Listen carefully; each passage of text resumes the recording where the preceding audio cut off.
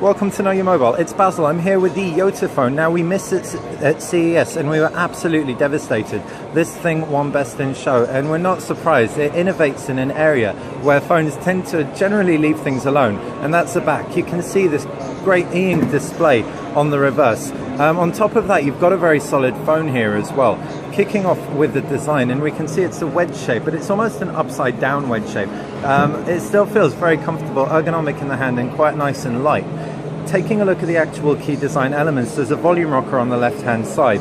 The base is just an in-core microphone, while to the right we've got a little, what looks like a dock connector of some sort. Up at the top you have a power button and a 3.5mm jack.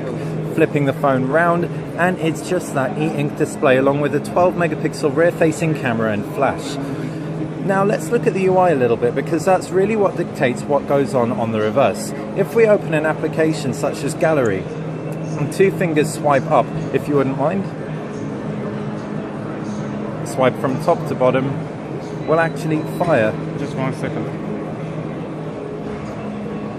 Will actually fire what's going on in your gallery straight to the back. Sorry. Brilliant. And you really can fire any image across, which is fantastic for battery preservation. This works especially well, for example, we can imagine if you're using a map, you want it to stay on the screen, but you don't want to waste all your battery. Just keep that map alive by firing it to the back. It also works really nicely, naturally being an e-ink display, with things like books, Twitter, constantly updating, using as little battery life as possible.